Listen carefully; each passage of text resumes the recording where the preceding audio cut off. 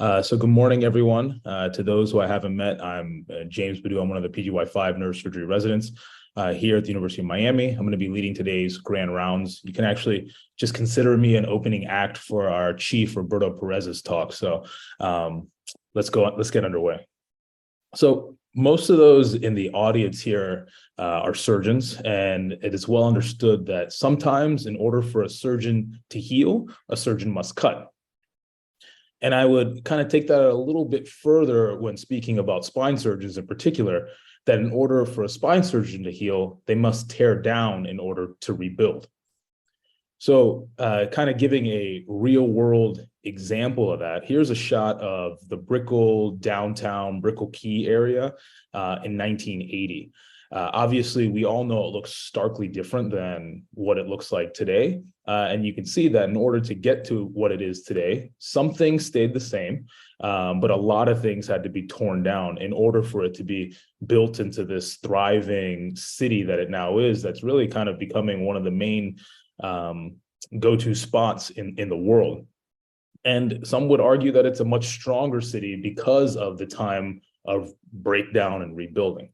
And when I think of spine surgery in particular and subspecialties within spine, one that comes to mind is deformity spine surgery that kind of fits this mold of breaking down and rebuilding into something unshakable or unbreakable. And sometimes in order to do that, you have to take something that, like I'm saying, is immovable and form it into what you need to form it as a surgeon. So one example of this was a case I was privileged enough to do with Dr. Wang a few months ago of this patient with a severe kyphoscoliosis and a significant rotary component. Here are some of his preoperative images and some of his intraoperative images. You can see what he looked like on the table. And then here are some more intraoperative photos. You can see after the exposure and then after the correction. You can even notice a significant difference just on the table after doing this. And what we ended up doing at that day was a L2 PSO to correct it and realign him. And here are some of his post-operative scans. And I actually had the chance to last speak to him at about a 6-month follow-up. And he was extremely grateful for the surgery. I mean, prior to surgery, he couldn't even stand for any period of time, let alone walk any long distances. And it was funny, the biggest thing that he was saying, he noticed the biggest change was that even the simple task of washing the dishes at home, he was able to stand and do without having to either have a chair or lean on a counter or what have you. So you can see that the drastic impact that can be made when you do these types of surgeries. When they're kind of executed in the right way. And obviously, in order to take him from the panel on the far left to a post-op scan, we really had to almost disconnect him and then reconnect him and rebuild him, and he feels taller and stronger because of it. So then as you fast forward, that was an example of, of a thoracolumbar case. And we've heard it probably ad nauseum. Everyone here has heard about all the different principles of sagittal balance, the cone of economy from Dubusse, all the PI, LL matches, things like that when it comes to the thoracolumbar world. And quite frankly, it's probably because it's more common than seeing anything in the cervical deformity world. But today I thought we'd kind of hone the lens in a little bit more and focus on cervical spine deformity because these are very unique and very special patients. As you can see here, they have a plethora of different presentations. And you can see the range of what they look like. I mean, these people, and I'm sure you've seen them around. I know I've seen a few people at Publix that kind of look like this. You kind of want to give them a card to come visit us at University of Miami. But you can see that they have a difficulty even looking up and they're straining just to do the normal activities of daily living. I mean, can you imagine just staring and looking at your feet all day without being able to see merely what's ahead of you? So it's a very unique patient population. So I thought we'd kind of hunker down and look at them. And here's the title of my talk, Moving the Immovable to Build the Unbreakable. We're going to discuss the surgical principles of cervical spine deformity. One of my mentors told me that when you're giving a talk, you tell them what you're going to tell them, then you tell them, and then you tell them what you told them. So here's what we're going to talk about today. I kind of boiled it down into 5 categories. We'll talk about the impact We'll learn how to evaluate a patient with cervical spine deformity, how to classify them, how to execute a correction, and then see some of the outcome studies on patients who have underwent cervical spine deformity correction. This is just little bit more nuanced detail about what we're talking about. So first, the impact. In order to really understand the weight of it, we have to understand the impact that these patients feel from their deformity. And understanding why should we even care about this group of patients, for lack of a better word. And in 2017, the ISSG did a study where they looked at cervical spine deformity patients in a prospective multi-center database. And what they tried to do here was they tried to compare the burden of disease of patients with adult cervical spine deformity with those other chronic diseases that we know about. Additionally, one of the ways that they did this was they looked at EQ-5D scores, and I'll go a little bit more into what that is in a second. And in order to do a comparative analysis between these patients with deformities and the US normative for these chronic diseases, they broke the deformities down into 4 main subtypes. In panel A up here, it's a deformity that's focal and localized within the cervical spine, or apexed within the cervical spine. B, it's a majority of it is in the lower cervical spine or maybe in the upper thoracic. C is focally apexed in the thoracic spine, and then D is a cervical deformity with a coronal component to it.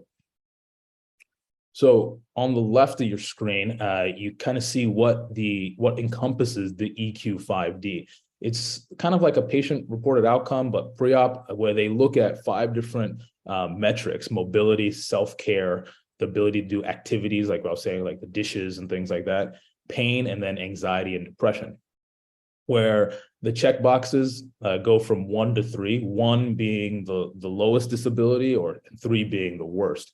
So you can see, for example, in the mobility section, it says, I have no problem in walking about. That's a 1. Versus 3 would be, I'm confined to bed.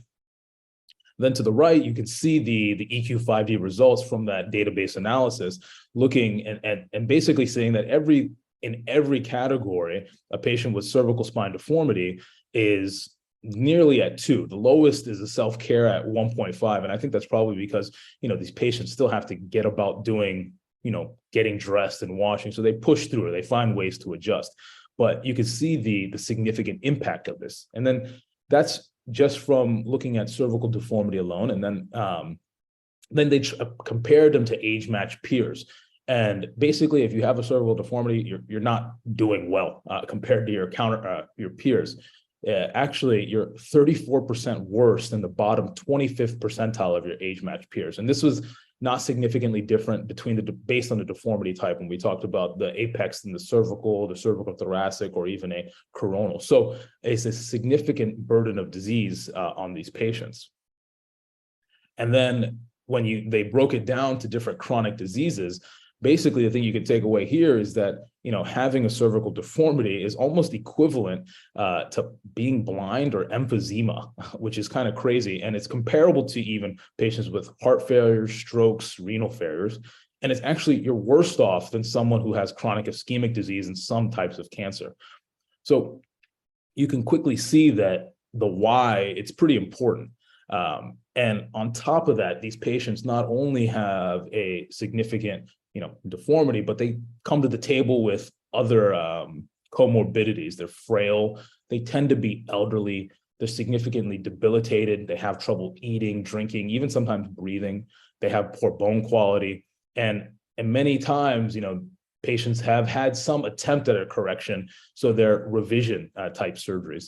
And lastly, as with thoracolumbar deformity, there's a host of perioperative complications. So one thing I think that we're taught really well here is that the spine doesn't live in isolation, not only on like a focal neurosurgical stage, but also in the world. You have significant back problems, radicular symptoms, myelopathy that infects your day-to-day life. And kind of honing in a little more, the no one spine region is in isolation, meaning that lumbo and spinal pelvic parameters changes in those do impact your cervical spine. So for example, if someone has at baseline a high pelvic incidence, let's talk about someone that's completely normal, a high baseline pelvic incidence was inherent to the person, they should have a higher lumbar lordosis. And the whole goal of everything is to keep your head over your pelvis. You're going to have a higher thoracic kyphosis to compensate for that curve, and then even a high cervical lordosis to keep your head once again over the pelvis. So years prior, Dubuisset talked about this cone of economy, where the whole goal of a person's posture is to put the head over the pelvis, over the feet. And they do whatever they can to adjust in order to make that happen. And when it becomes a problem or a significant problem is when they've lost that compensatory mechanism, or when that compensatory mechanism has become too taxing for that person. So you can see, for example, in the far right panel, the C panel, you can see that person has a loss of lumbar lordosis. So they have more of a straight lumbar spine. And because of that, they have to have a hyperlordotic cervical spine in order to put their head back over their pelvis. And it's once they're no longer able to do that is when they're coming and seeing a spine surgeon, because merely standing is a taxing problem. I don't know if you guys remember in PE class or things like that. They used to do those things like the invisible chairs where you're sitting against the wall. That's what these patients are feeling chronically. The burning of the hamstrings, their head hurts, their neck extensors hurt. So it is significant for them. So now we kind of understand the gravity of the situation. Now let's kind of look at how to evaluate these patients with cervical spine deformity, because they're unique once again. We'll talk about some of the clinical presentations, how to see them in clinic, some of the biomechanics, the radiographic parameters, and then what are some pre-op considerations in these patients. So when these patients come in, obviously above being a surgeon, above operating, we're physicians, so the physical exam reigns king. And that's no different for a neurologic exam as well. So when these patients come in, you obviously want to see them standing and upright, not just sitting in a chair. You also want to get them to see what they look like in the supine position, because that will give you an idea of how flexible they are. If you see this guy here on the table has an inability to put his head back down on the table, that tells you that the deformity is pretty rigid. And that's going to give you insight into how much bony correction you're going to need to do in order to bring them back into alignment. Additionally, a thorough neuro exam is important. And actually, a lot of these patients may have full strength, but they may have signs of myelopathy. And we'll talk about why that's the case in a little bit. And like I kind of said earlier, patients have, because of their significant kyphosis in the cervical spine, they have difficulty eating and drinking, and have sometimes airway obstruction. So some deformity surgeons will recommend actually being seen by ENT preoperatively to see what the vocal cords look like, because sometimes these require a combined front-back approach in order to make the adequate correction. And others will even say that they'll have patients lie down supine for a while in the clinic room, even with their head kind of maybe leaning a little off the table, if at all possible, to see if over time there's some relaxation and if there's a development of any neurologic symptoms while they're laying back. So then what are the indications for surgery?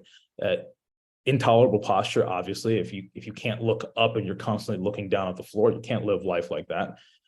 Progressive neurologic deficits, and like we said, myelopathy, and significant intractable pain that has obviously, first and foremost, above everything, is exhaust all the conservative measures before you undertake a patient like this. Then evaluating the patient, you need to get full-length radiographs, like 36-inch cassettes, because like we said, one area doesn't live in isolation. So merely getting cervical spine films is not enough. You want to see what the lumbar spine and the pelvis is doing in comparison. Because you may unearth something else and find that this may be compensatory and it may not be. Obviously, additionally, to get dynamic x-rays to see the amount of motion that these patients have. An MRI, as we know, will let us see what the neural elements look like. Is there an area of focal compression that we need to decompress? And then the CT of the a thin cut CT of the cervical spine is very important, as it lets you know what areas are ankylosed or fused, which joints are they fused in the back? Can you come purely from the front, or do you need a combined approach? So before you're even touching or thinking about surgery, these are all the things you need to consider. And on top of that, making sure they're up to snuff with their bone quality, their nutrition status, which obviously may be hard for these patients who can't even eat or have a difficult time eating. Trying to figure a way to kind of, for lack of a better word, fatten them up before a big surgery like this. So unlike the lumbar spine, the cervical spine's biomechanics are very different. The goal of the cervical spine is to transmit the axial load of the head and to maintain horizontal gaze. And obviously it allows you to move your head in different degrees of freedom. And I'll go into that in a little bit here. So in a study done in 1988 in spine by Punjabi, they looked at cadaveric cervical spines and loaded them and tested them to failure to see what 3D movements each level did. And they found that when they looked at the occiput and the C1 junction, that gave a great degree of flexion and extension, versus C1-2 facilitated axial rotation. And the rest of the subaxial spine, and meaning for the junior subaxial being like C3 to 7, is responsible for the remainder of the range of motion in the cervical spine.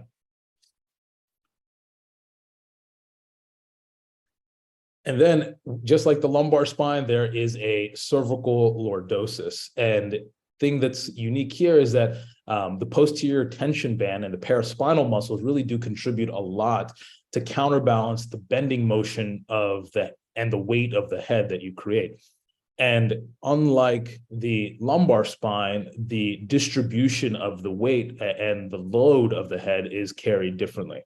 So in the cervical spine, 2/3 of that load is distributed through the facet joints and the lateral masses, and 1/3 is distributed through the discs. And the converse is actually true in the lumbar spine, where 2/3 are through the disc and 1/3 is through the joints.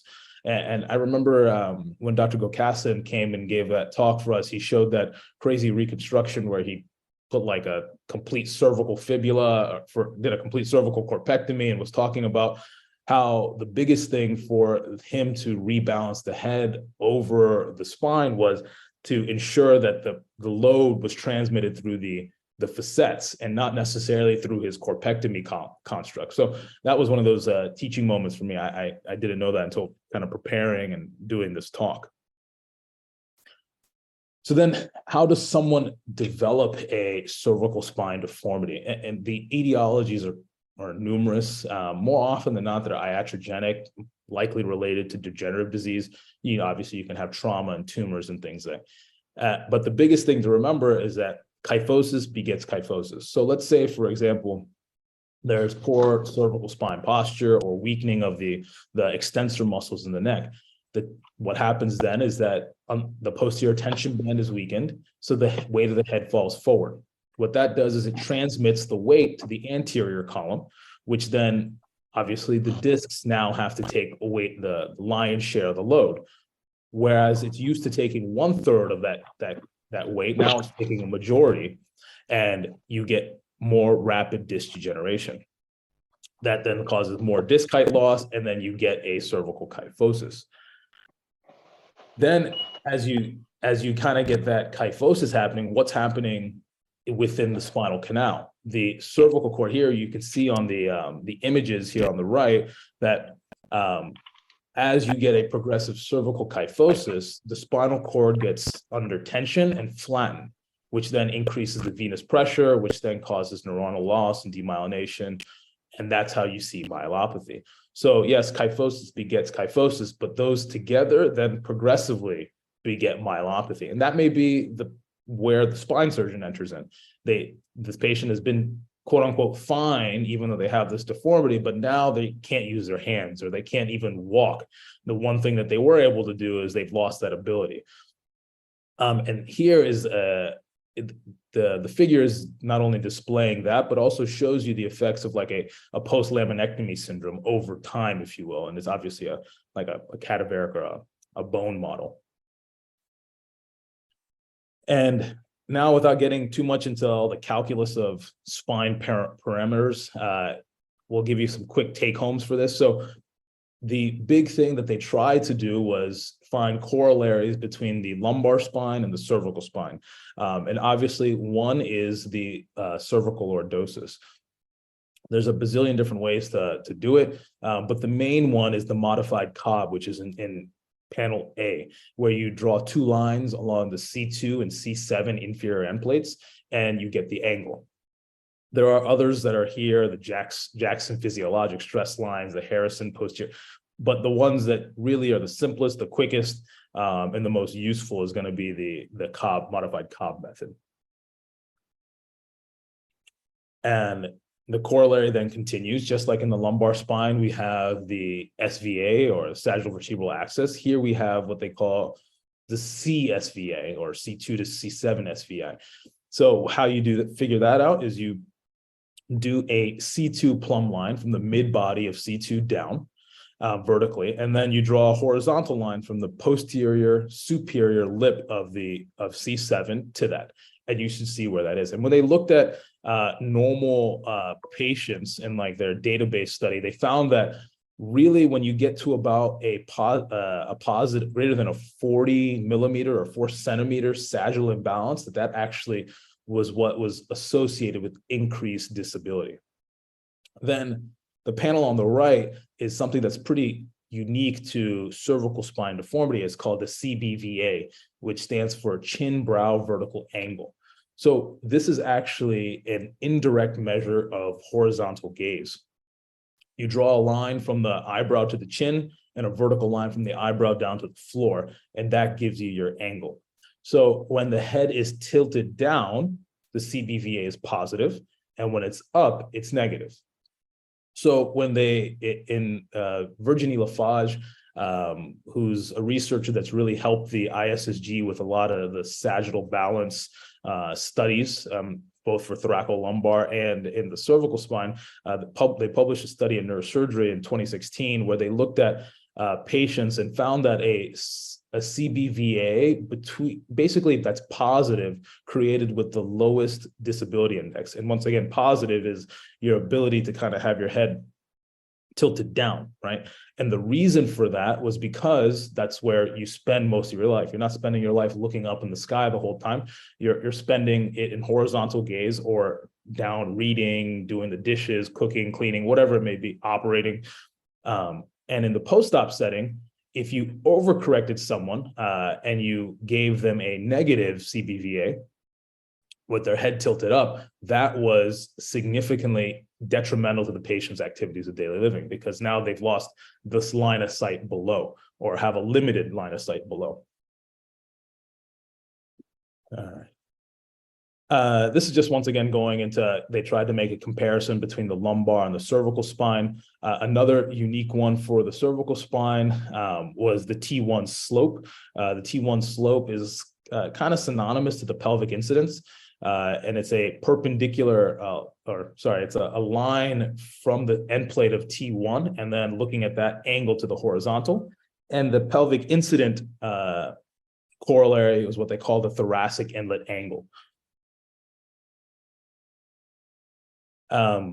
And just like in the lumbar spine, where you try to get a PI-LL match, where they try to be within 10 or so, the same thing is with the cervical spine, but use T1 slope, which is what they're using for their baseline metric. So some other preoperative, we talked about a lot of these. Obviously, there's the radiographic stuff. You want to get someone to a radiographic correction. But as we know, from the lumbar studies that just getting them to the numbers is not the best for each patient. There are age match stuff that different ages, maybe, for example, in the lumbar world, they like to live slightly sagittally imbalanced. So giving an 80-year-old the correction that a 30-year-old would need is not good for that person. Obviously, you need to see in your images, is there significant neural compression? We've talked about understanding the flexibility of the deformity, the ankylosis of whether it's the disc spaces up front or the facets in the back, where the deformity is apexed or located, prior surgeries, and then obviously general medical comorbidities. So now we'll hop into the classifications of cervical spine deformity. So when you're looking at these patients, there's three main classifications. There's the two of them that came out of the ISSG and one of the CSRS. There's the Ames classification from the ISSG, the Kohler classification from the ECSRS, and then the more recent Kim classification out of the ISSG. Both of the ISSG studies were published in JNS Spine, and we'll walk through each of these now. So because there was no real nomenclature and way to communicate in an effective way cervical spine deformity patients, they came up with this classification model. It's a classification model that is very comprehensive. It's an apex location-based classification model that's based on static radiographs, and I want you to keep that in mind. And this is actually the same image from the one that we looked at when they did the database analysis that they published in the Red Journal for the EQ5D. Once again, they're the four main types of deformities here that they have a descriptor. And here on the bottom right panel, you could see them, where C is a apex in the cervical spine. The sagittal deformity, CT, is apex at the cervical thoracic. A T is apex in the thoracic, and the D is the coronal deformity. So after you've been designated one of these titles, there's modifiers. And the modifiers basically then look at the nuances of some of the radiographic parameters, once again off static radiographs, where they looked at the CVA, the SVA, the horizontal gaze, so that's the CBVA, the cervical lordosis minus the T1 slope, the presence of myelopathy, and then the SRS swab classification, because they were also looking at full standing 36-inch cassettes. And when you have all these images and you have all the data, then someone gets assigned a designation of like CT1, 2, CT modifier 1, 2, things like that, which end up being very, very cumbersome. It's kind of like the AO thoracolumbar fracture classifications or TLIX. It ends up being very cumbersome. It's very thorough, but it's not like you're speaking to someone else in numbers and terms. You need to give it something that's descriptive, and at the end of the day, something that's going to help you guide decision making. Then there was another one, the Kohler classification, where it's based on global balance, so obviously the full 36-inch cassettes, and then regional alignment, once again based on static radiographs. I haven't seen this one as much in comparison to the Ames classification. And then these were both great, but they were just descriptors. They didn't help then say, okay, you have this type of deformity. These are the possible ways you should consider correcting them, right? Because at the end of the day, as surgeons, we need to not just talk about it, we need to do it. And that's where this Kim classification came, once again, out of the ISSG. And here it's an alignment and apex location-based classification that's based on dynamic radiographs. And the difference here is that twofold. One, that it's dynamic radiographs, and then secondly, that it proposes a surgical level / selection or strategy. So what they did is they looked at a database, about 75 patients with cervical deformity that underwent surgery from 2013 to 15. They did a cluster analysis and looked at multiple variables, as well as with patient-reported outcome scores. And then they found that in this cluster analysis, there were three main groups. One was group 1, which is a flat neck, 2, which is a focal deformity, and 3, which is a cervical thoracic deformity. So the Kim classification, the first group, flat neck, means that these people don't have enough cervical lordosis to get and match their T1 slope. And because of that, their head is pitched forward and they have an elevated CSVA. This then, as you kind of move forward to group 2, this is someone with a focal deformity, mostly within the cervical spine, but they end up having a normal CSVA because the deformity isn't really involving the thoracic spine. So they're still able to compensate and keep their head above their pelvis. And then the third one is one that it has a patient who has a very high T1 slope, which drives the deformity.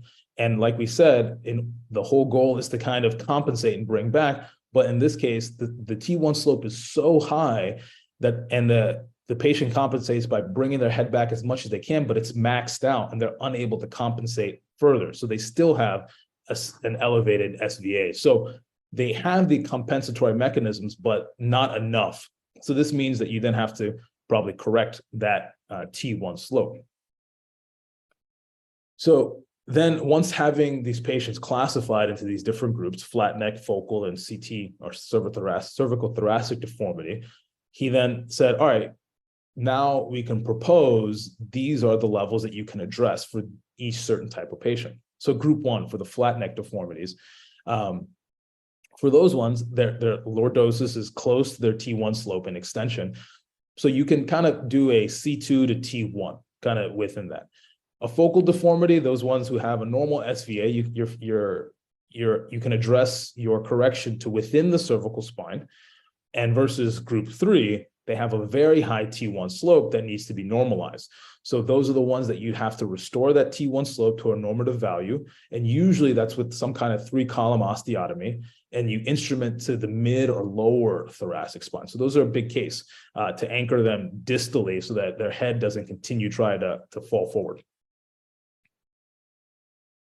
So now you kind of learned why it matters, how to evaluate them, and how to classify them.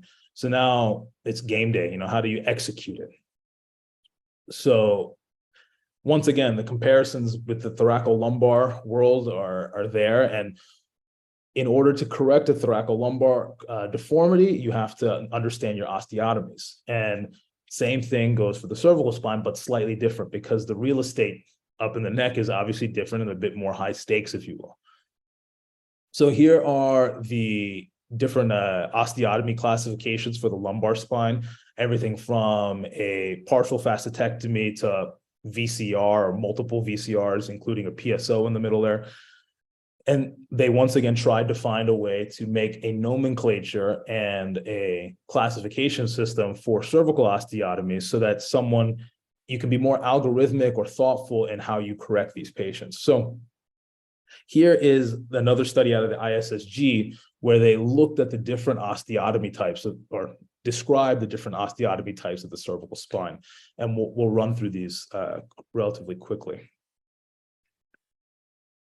So grade 1, the best way to think of this is you can think of an ACDF, if you will. So they're partial facet joint resection. So in this case, if you're doing that from the front, you're doing a discectomy and partial resection of the uncovertebral joints. So that's what I'm saying. Think of an ACDF. And that's the figure here in the bottom right. Posteriorly, you can do these across a deformity by resecting some of the facet capsule and the facet joint. The thing with this is that you only have a limited capacity for deformity. Is it at 8 or 9? But Is it? you have a Why don't limited you call them and capacity see? for the deformity Just make correction. sure they're okay. And the way that it's most beneficial is when it's applied over multiple levels combined with other osteotomies. And here's just a quick example of that. Obviously here, a focal cervical kyphosis treated with multi-level anterior approaches in a large plate.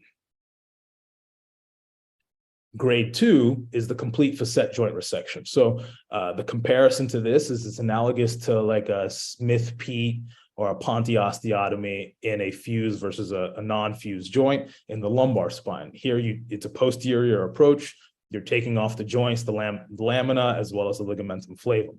This obviously has more of a powerful way to correct a deformity, but once again, it's better when you've done multiples of it. A general rule is that anterior approach, grade 1s, give you about 5 degrees of correction, and an SPO, or one of these facet joint resections, gives you about 10 degrees. And you can see how doing these across multiple levels can add up. But you'd also have to take into account the anterior or posterior column, and whether or not it's ankylosed. Grade 3 is a partial or a complete corpectomy. This is something that we see pretty regularly. This is usually treated then with a custom fibular graft or an expandable cage to help fill that defect.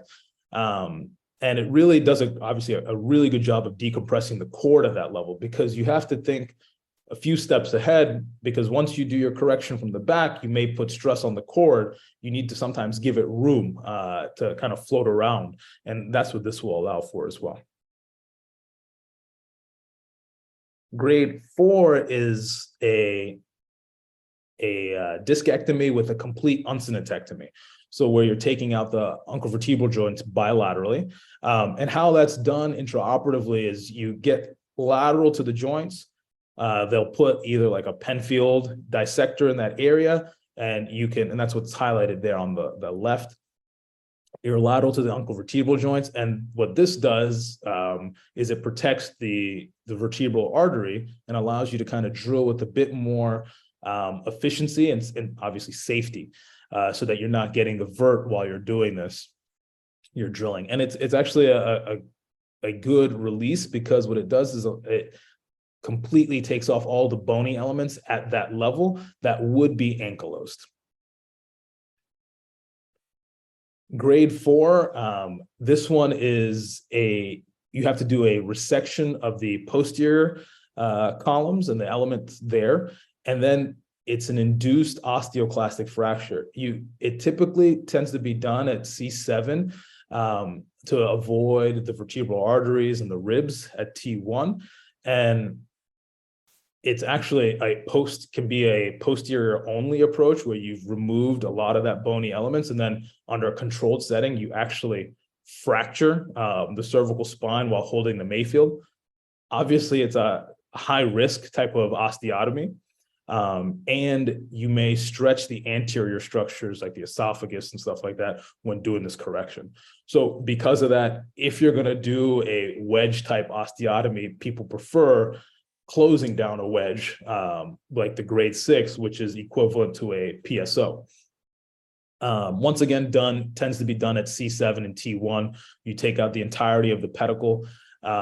You close down that osteotomy. It's safer theoretically than a grade 5, but obviously you have to be careful about the C8 nerve root, because when you're closing that down, you worry about pinching that. So your osteotomy should be wide, your bony decompression should be thorough before you consider closing down on that osteotomy. And then grade 7 is a complete VCR, so a vertebral column resection, and obviously associated with a higher risk of complications and stuff, but it's there if you need it. Then looking at the different osteotomies, they tried to see which ones kind of gave you the best correction. And in a study published in Spine in 2015, they looked at across 10 years, patients who underwent cervical osteotomies. And they basically found that the angular correction of one PSO was equivalent to an anterior osteotomy with a posterior facetectomy. So, but it was with much less blood loss, 325 cc's in the PSO versus 325 with the front back, and then 700 with the PSO, and a similar OR time between the two. Then I know that anyone who's a critique of spine surgery will say, oh, there's all these options: front back, back front, back front back. If you're Dr. Yurkov, single position lateral, that then goes into decision making of how do you approach these patients? Do you unlock them from the front, then go to the back, and then go back to the front. So Dr. Harrop, when he was here, he brought up this operative algorithm that he published out of Jefferson, where they looked at specifically cervical spine deformity patients, and they tried to give another algorithm where you can kind of follow the tree to then help you decide, should you do front back, back front, or front back front, or what variation it should be. And you can follow the tree here. So if you have a cervical deformity, it's fixed, and it's requiring an osteotomy, this is, where's the patient fuse? Okay, you need to, if it's anteriorly, come anterior first. Then you can plus or minus do the posterior depending on how that goes. So just obviously not like anything in surgery, this is not the end all be all, but it does help guide you in the process. And then quickly, we'll talk about outcomes. So in a study out of the University of Michigan with Dr. Park, they did a systematic review of 14 studies of 400 patients who underwent cervical spine deformity, and they looked at outcomes. The big takeaway with this is that patients had a functional improvement by the NURIC scores, where from 0 to 5, where 5 was like wheelchair bound, patients improved. Myelopathy was also improved. And then pain scores and patient satisfaction were also improved when looking at this systematic review. Then they started looking at the overall mortality, and actually in the 400 patients, it was the surgery-related mortality was 2.3%, and dysphagia and hoarseness was seen with the anterior approach. And the most common neurologic complications were either like a C5 palsy, or if you're doing a PSO, a C8 radiculopathy. Then another study out of the ISSG, they tried to look at early complications within 30 days of surgery and kind of look at which ones were most prevalent and classified them into minor or major complications. And here you can see that there was about 52 different complications in the 78 patients that they looked at, 26 minor, 26 major. And once again, the most common, obviously, if you're doing an anterior approach, was dysphagia. Then all comers after that were, wound infection, C5 motor deficit, respiratory issues. And there was only a single death that was reported due to respiratory arrest at 1 week. And then when looking at, all right, what was the morbidity of the combined or anterior only or posterior only, the complication rates were significantly increased. As for early complication rates, major and minor, it was about 28% for anterior alone, 68% for posterior alone, and 79% for combined approach. So obviously, as you're doing more, there's understandably a higher risk, and understandably a higher risk of post-op complications. And then when looking at myelopathy in patients after they've had a cervical deformity correction, a few interesting things was that they looked at patients at 1 year post-op, and they saw that patients who had only an improvement in alignment didn't have a significant improvement in myelopathy. Or sorry, let me say that better. Patients who improved only in alignment showed a poor overall outcome, and patients who improved in alignment and myelopathy obviously had a better outcome, meaning that patients had improvement in myelopathy was more important than just an improvement in a radiographic correction and cervical alignment alone. So here it shows you that just because the x-rays look better, if you haven't done enough of a decompression, whether it's of the cord or the nerve roots, it doesn't matter to these patients. So that time has to be taken intraoperatively. So we kind of hit all the metrics here. We talked about the impact. We talked about how to evaluate, how to classify, how to execute, and then some of the outcomes. And lastly, I'll finish with a case. This is ironically a case that came through and I got to do this week. A patient with a 59-year-old lady with 6 months of new right arm pain and right hand paresthesias. She's had a very complex spine history, including a laminectomy, a C4 to T1 ACDF, and a cervical decompression in 2019. And all of this was complicated by, she also had a staph infection in the past. She does have some right arm weakness, in particular in the hand intrinsics. And here are some of her preoperative films. So when looking at the cervical spine images here, looking at the cervical lordosis of 14 to 14.5, her T1 slope, I hope that comes up on your screen there, is 45 degrees. So that mismatch is 30 degrees. And her SVA was 54 millimeters. Then, like we talked about, one of the things we want to look at is the flexibility of a deformity. Here we see between flexion or extension. I think it looks as if there's some motion, but I think more than that, if you look at the OC region, the occipital cervical region, you could see just how that Punjabi study showed you that the flexion and extension, a majority of that happens at the occiput. So I think even though there is maybe some motion at the level of the construct or maybe below, most of that's happening above. We didn't have full standing films in this case, but we did have a cervical CT here. Here you could see the solid fusion mass anteriorly. You can see the laminectomy syndrome, laminectomy defect in the back. And you can see that overall in the cervical spine, except for at the junction, which is T1-2 at that level, that there's no significant neural compression, and the patient did not have myelopathy, significant myelopathy on exam. So if we put this through the Ames classification out of the ISSG, this would be a CT modifier 1. We didn't have standing chin brow vertical angle to be able to measure. CT modifier 1, NA 2, 0, and then NA for the Schwab because I didn't have a full standing 36-inch cassette. But you can see how that's kind of hard to communicate. But let's kind of work with those numbers and see what do those numbers actually mean. So that cervical lordosis of 14 is low, but it is maxed out given the patient's rigidity from their prior fusions and surgeries. The T1 slope is 45 degrees, which is significantly high compared to the normative values of less than 25.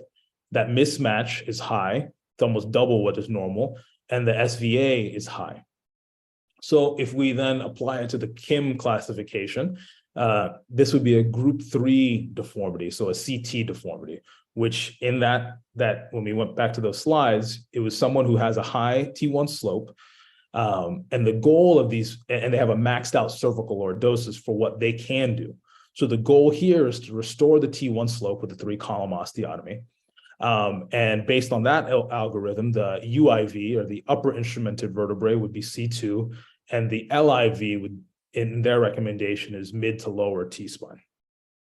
And then down here on the right, I have some of the quote unquote goals of treatment. But remember from that study that just correcting to the goals and not correcting the myelopathy and this and that is not isn't enough, or not decompressing the neural elements isn't enough. So this patient went to the OR, actually did a T2 PSO and a C2 to T4 instrumented fusion. And I think I have, here's some of the post-ops. So you can see here, there is, this is a post-op CT that was done. And you can see in comparison to the pre-op that there is already a significant correction in these patients, in this patient. This is fresh off the table, so we'll follow them over time and see how they do.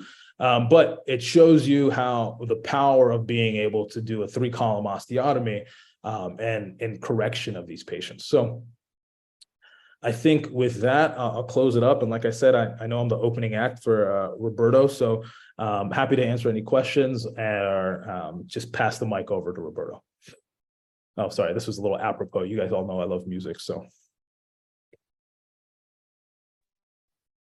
Hey, great job, James. Congratulations. You're not only an opening act, you're an act, and you did a great job. My question is, when you decided to do T2 versus T1 versus C7, in terms of the osteotomy, can you address sort of the pluses, minuses of each of those? in terms of risk? Yeah, so obviously when you're doing like a C7 osteotomy there, like we said, the C8, you worry about the nerve roots at that level. You are less concerned about the vert, but they do say that I think it's about 5 to 10%. They do have some entrance at that level, so you have to be careful there. Doing a osteotomy a little bit lower down in the upper thoracic spine, you do have to consider the rigidity of the ribs, which may limit your ability to correct the deformity some. And one of the reasons to also do it kind of lower down at that C7, T1-ish area is because, you have more room in the spinal canal for not manipulation, but room for movement, if you will. The other thing is that in this case, this patient had a little bit of a different, if you look a little bit more nuanced at the CT on the initial, this, what looks like, I think C2, I don't know if my cursor shows up here, is actually a Kleppel of C2 and C3. And so their instrumentation was already down to T1. There wasn't much of a clearance there to be able to correct, and they were rigidly fused to T1. So that's why the decision was to do a T2 T2 PSO in order to kind of go at the apex and bring their head back.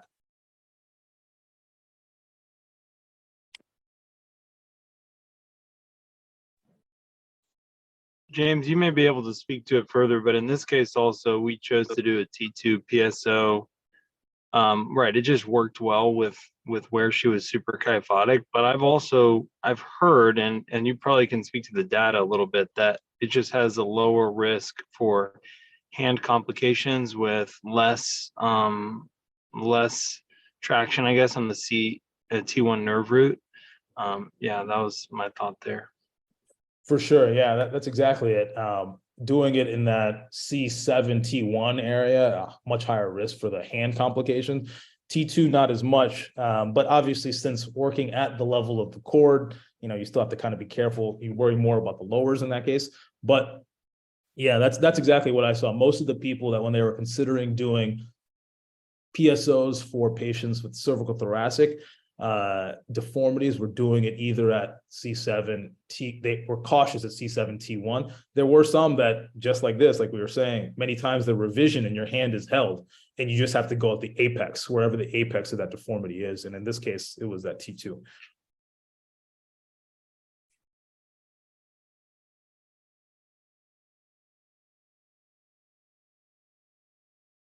Oh, any other questions? Hey, James. Yes. In your review of recent literature, have you seen any updates on issues with the esophagus, postoperative dysphagia? Yeah. Your corrections? Yeah, exactly. There is one, and that was some patients, some centers, if someone comes in with a really significant deformity, they'll actually have some of these patients pegged and stuff before because of that preoperatively. And in particular, when they were doing like a 3-column osteotomy or one of those anterior wedge, those grade 5 osteoclastic fractures, there was a significantly higher rate of postoperative dysphagia for these patients. So that's why the centers that were doing a lot of them, they said, all right, we need to have them seen, swallow study, do they need a PEG 2 preoperatively? Because, obviously in these patients, both preoperative and postoperative nutrition is super important to help these patients heal. A lot of our work is obviously, important in the surgery, but tanking them up and then keeping them ready to go post-op, whether with therapy, nutrition, or whatever, is just as, if not more important than what we're doing intra-op. Good point. So yeah, and you brought it up. Pretty much you have to be ready for it, as this will happen most certainly when someone's really deformed. We a lot of times present it as an after fact that M&M, oh, well, dysphagia happened, we'll put the PEG, patient went to rehab. But almost, you can always be certain, right? If you change that anatomy so much where you have to change 30 degrees of someone's kyphosis, that's going to pull a lot on the upper GI tract. So yeah, I agree. It needs to be discussed ahead and planned for proactively. Right. Thank you. I mean, just to clarify, is there any risk of dysphagia with a posterior alone approach? So that one in particular with the either if you're doing three column osteotomy or that grade 5, there was, because you're putting a significant, you're inducing a significant cervical lordosis at one level, and you can have a stretch type of injury, or not stretch, but stretch kind of, I guess, praxia or whatever, on these patients. So yeah, there is a significant, or not significant, but a risk from a posterior only approach to have a postoperative dysphagia. Well, with the posterior osteopathy, you're really just collapsing in the back, so I don't really understand that. James, great talk as always. Fantastic, and what a tour de force in terms of review. Thanks for the shout outs. But it's really interesting, these cases that are being done now. I'm looking at Shelby's case. What a great job he did. And in response, I agree. I think the dysphagia, I agree with Timur, this dysphagia issue is one of the biggest ones. If I were to point to the morbidities and mortalities that I've seen in my practice, it's with this. I can remember in particular a case of osteoclasis where the patient did have to be pegged for about a month. So I think what happens is the esophagus gets stuck and so used to this foreshortened anterior column, and then you lengthen it, even with the posterior approach, and then that stretches the esophagus, causing a lot of dysfunction, even if you don't go anterior. So great talk again. Thanks for doing it. Thank you. All right, if no other questions, we'll open the curtains for El Fuego to take over here. Okay, perfect. So good morning, everybody. First of all, great presentation by Professor Badu. The tough act to follow, really. My name is Roberto Perez. I'm a PUI7 for those who don't know me. And today I'll be giving my grand rounds talk titled The Paradigm Shift in the Treatment of Spine Metastasis. This presentation is tailored towards junior residents who get bombarded with consults from the ER daily for patients with spine metastasis. Hopefully, this will help them, deal with this patient population. Okay. So tumors of the spinal column include primary spine tumors, primary bone lesions, miscellaneous pathologies as ABCs, and metastasis, which is the one we're going to focus on the talk this morning. Before discussing the treatment for spine metastasis, we need to understand the pathophysiology behind the spread. Dr. Oscar Baston, following the work of Dr. Breschet, provided an anatomical explanation for the dissemination of spinal metastasis from abdominopelvic primary tumors.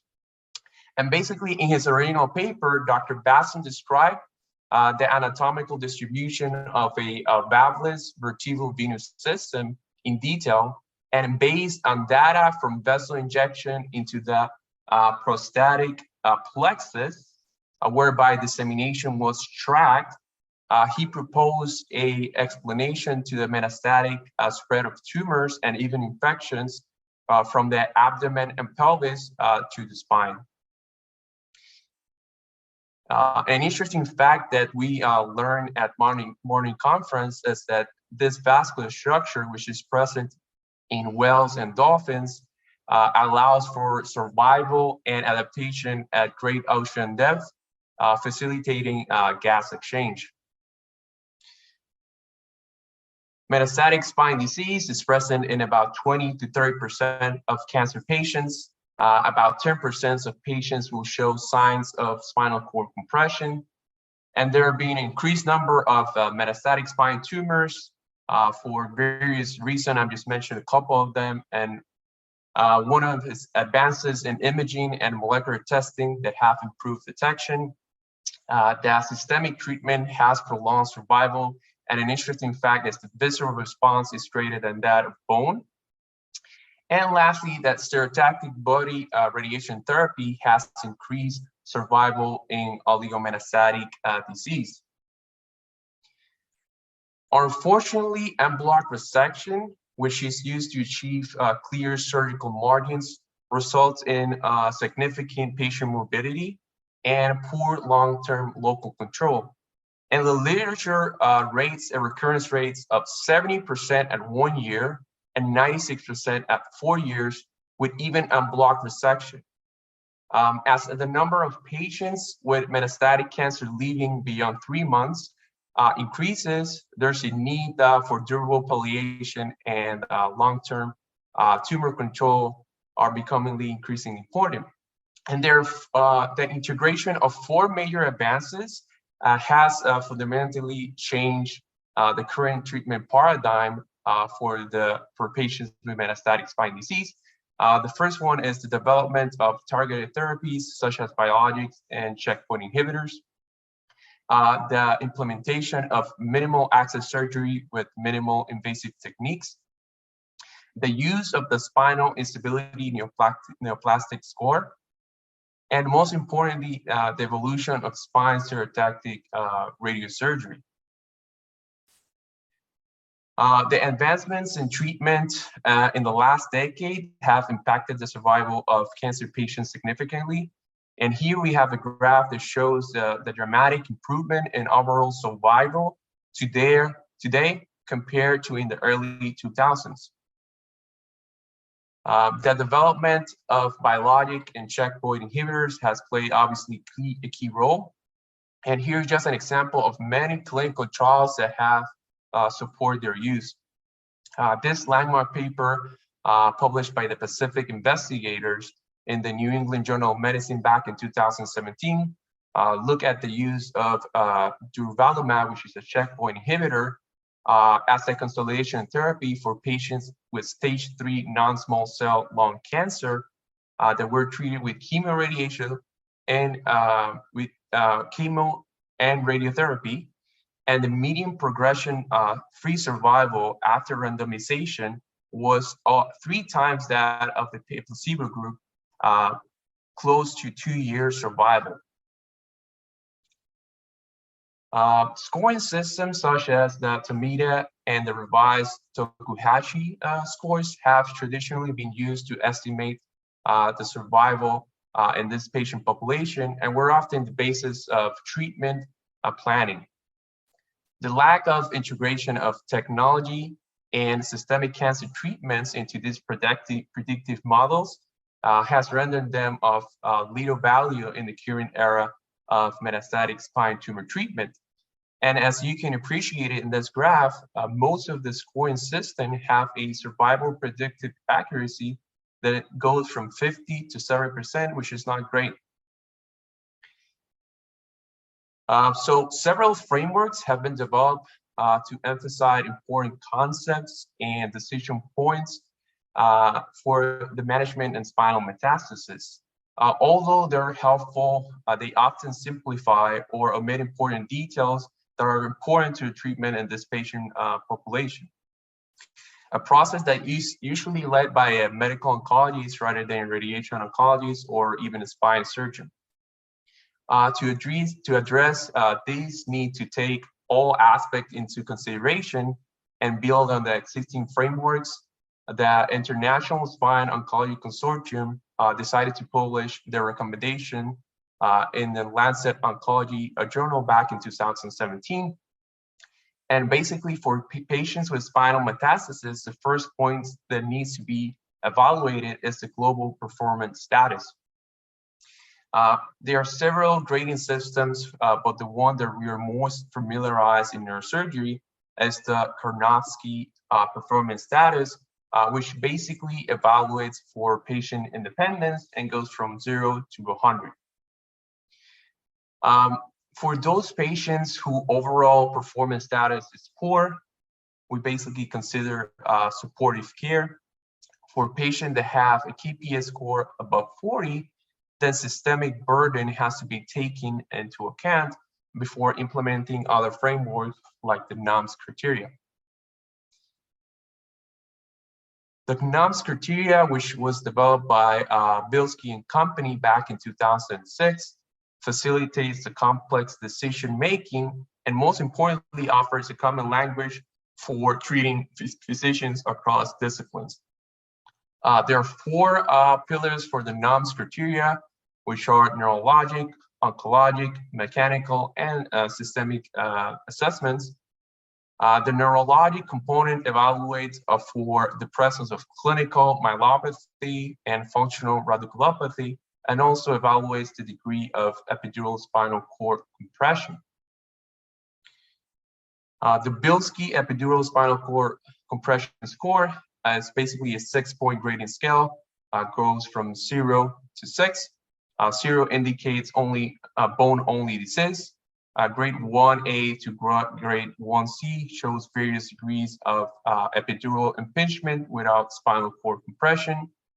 Grade 2 shows spinal cord compression, but with CSF visible around the cord. And grade 3 shows spinal cord compression with no CSF visible around the cord.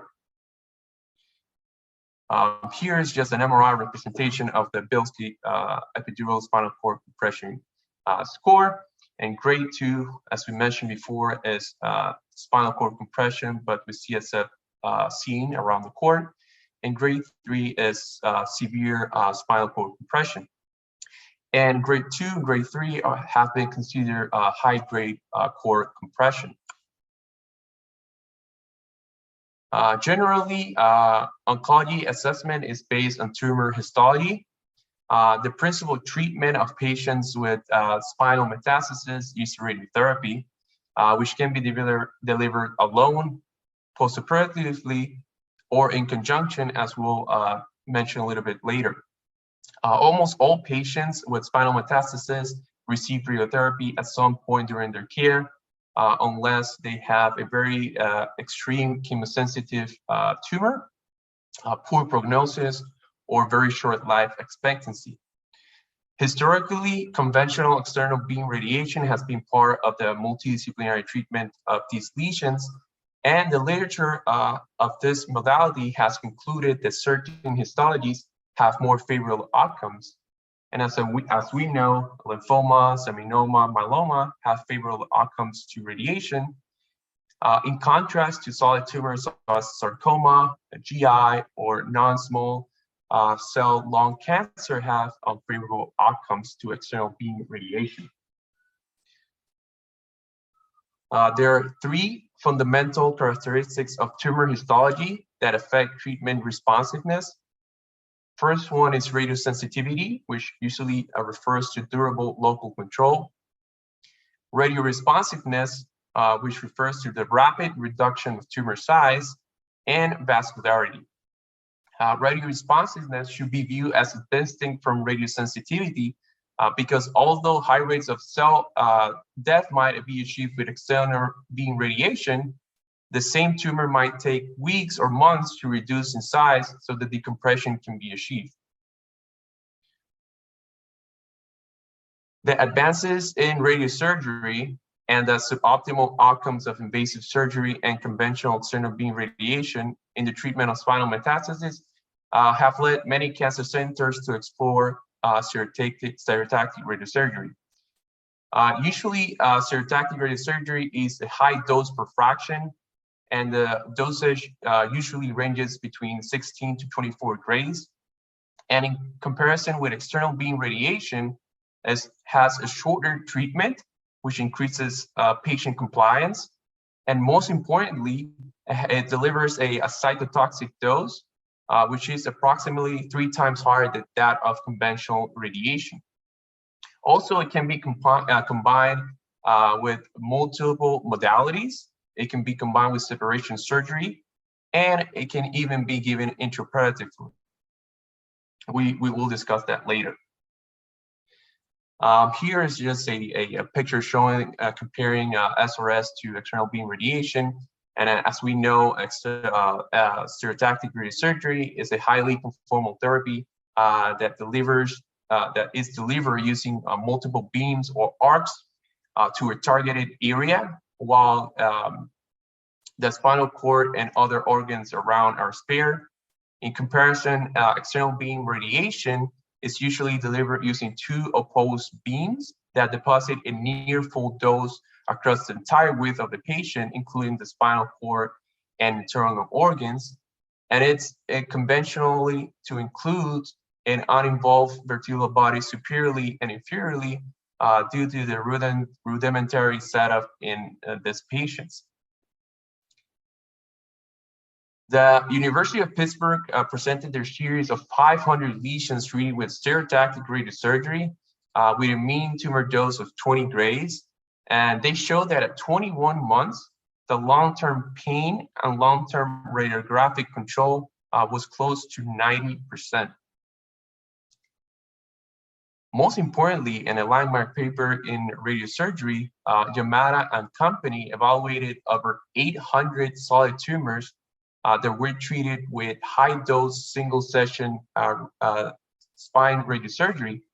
And they demonstrated that when these lesions were treated with adequate high dose, the risk of local failure in long term was only 2% compared to 20% for those with a low dosage. But this was importantly independent of tumor histology and even tumor size. The high dose of radiation is associated with anti-tumor cell effects such as DNA double-strand breaks, but also reflects on synergistic mechanisms that are unique to high dose per fraction, such as tumor vascular endothelial damage and immunological effects.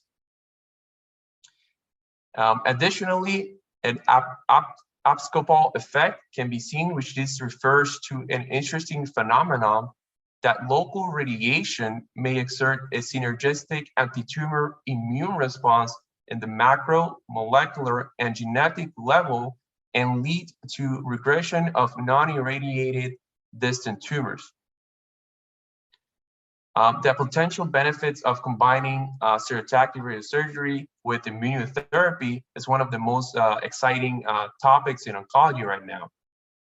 And this concept has been applied to spine metastasis. And there are several case series which are small, but have shown promising results. And here's just an example of one of those case series of a patient with metastatic sarcoma that was treated with stereotactic radiosurgery followed by immune therapy. And at 1 year, we can see on the bottom right, the radical radiographic response in a patient that had high-grade epidural disease.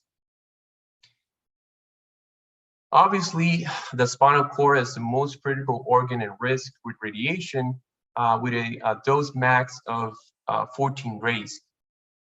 The tight dose constraints on the spinal cord prevent the treatment of obviously high-grade epidural spinal cord compression.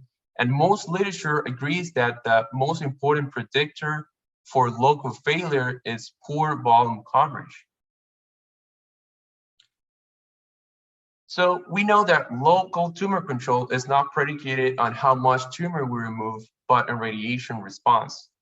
Historically, patients that had high-grade epidural spinal cord compression with myelopathy with radioresistant tumors were the candidates for surgery, but now we're expanding the indications for surgery for other several reasons that we'll continue to mention here.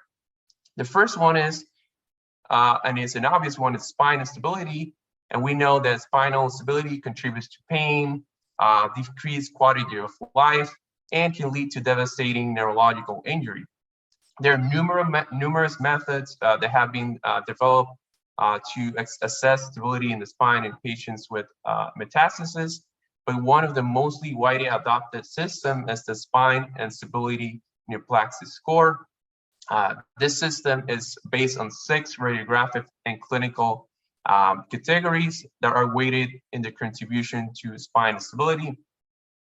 And the total scores ranges from 0 to 18. 0 to 6 is considered stable. 7 to 12, it's considered potentially unstable. And 13 to 18, it's considered unstable. So historically, as I mentioned before, high-grade core compression in the setting of a radioresistant tumor continues to require surgery followed by radiation therapy. And that was mainly based on this study by Patchell and company, published in the Lancet Journal back in 2005. Interesting, this is the second most cited article in metastatic spine disease literature, which basically they sought to determine the role of surgery in the treatment of metastatic epidural spinal cord compression. In their prospective randomized trial, the authors demonstrated that the compressive surgery followed by radiation improved retention in the ability to walk. And basically it was 122 days for the group that was treated with surgery and radiation, and only 13 days for the patients who were treated with radiotherapy alone. Also, surgical treatment resulted in significant difference in urinary continence, muscle strength, functional ability, and survival time. So now that we know sort of what are the indications for surgery, the question is now, what type of surgery do we perform? So in recent years, we have been transitioning from treatment with aggressive cytoreduction surgeries such as en bloc spondylectomies or gross total resection to relying on stereotactic radiosurgery to provide oncologic goal of tumor control. So we have shifted towards a hybrid therapy, which refers to the combination of stereotactic radiosurgery and separation surgery. With stereotactic radiation, the goals of separation surgery are simple, which are mainly the reconstitution of the thecal sac to create a better target for radiation. And we know historically that big surgeries for patients with metastatic spine disease have higher rates of complication. And here is just an example of many papers describing that. And we know that the wound infection and dehiscence rate, at least in these patients, are at least 10%, if not more. Initially, there was some concern regarding the use of separation surgery with limited constructs in regard to hardware failure. Here's a study that analyzed a cohort of 300 patients who underwent separation surgery with limited constructs with only a single stage posterolateral decompression instrumentation. Of the 300 patients, only 2% exhibited signs or symptoms of hardware failure and required revision surgery, supporting the use of, obviously, separation surgery with limited constructs. In the last decade, there has been a wave of introducing minimal invasive techniques to for the treatment of patients with spine metastasis.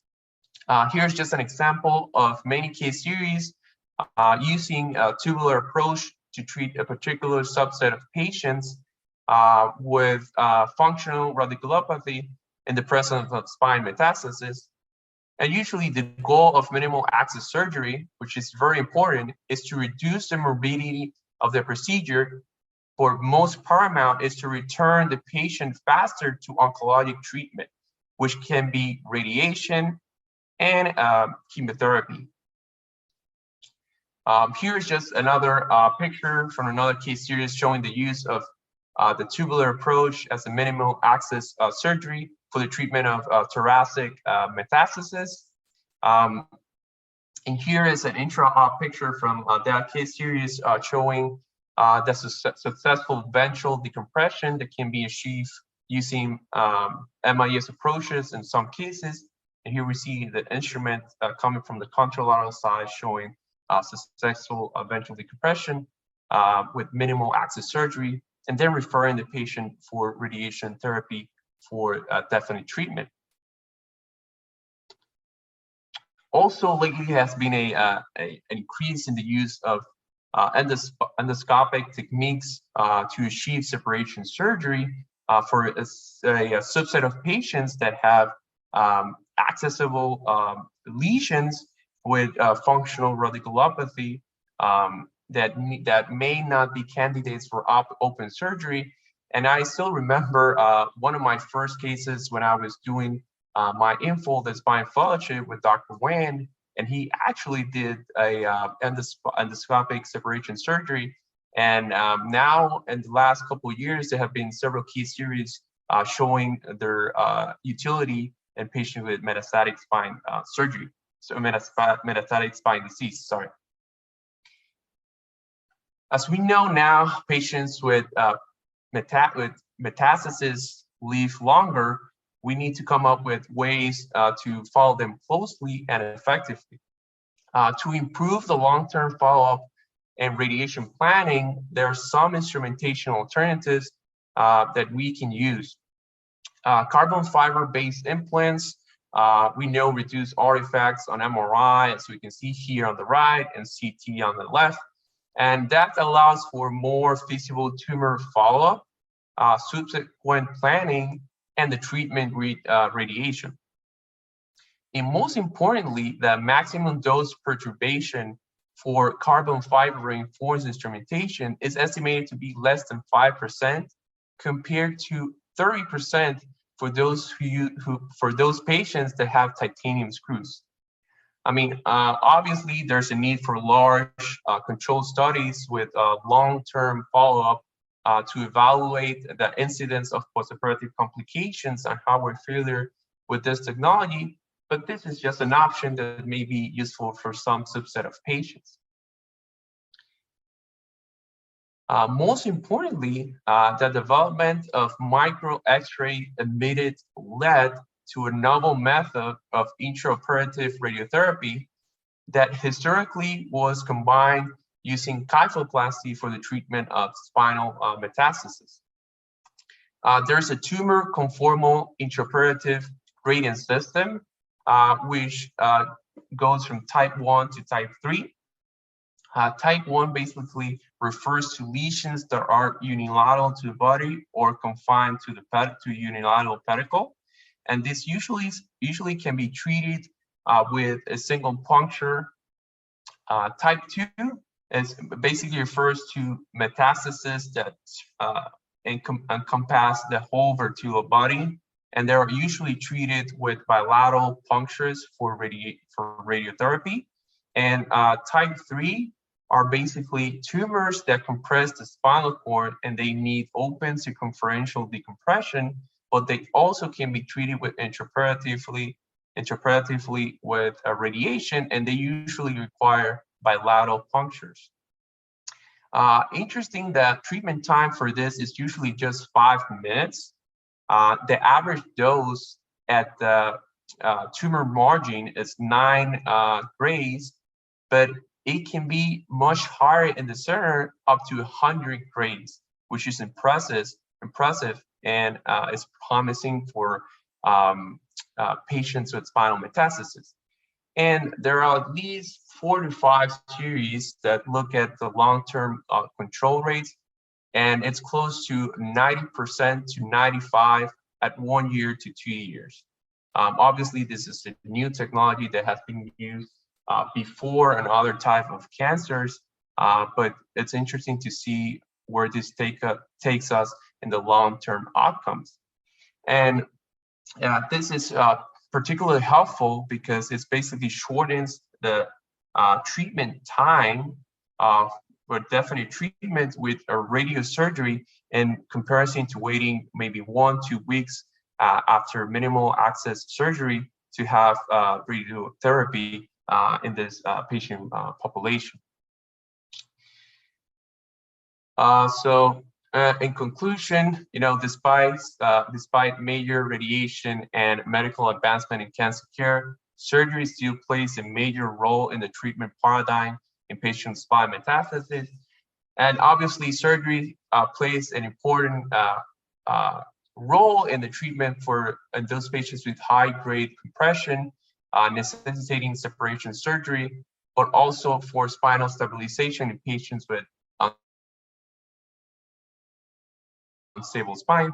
And lastly, the integration of stereotactic radiosurgery has revolutionized treatment, and overcoming radioresistance is a major step in achieving durable control in this patient population. And obviously, we play a key role helping with separation surgery. And that's it for me.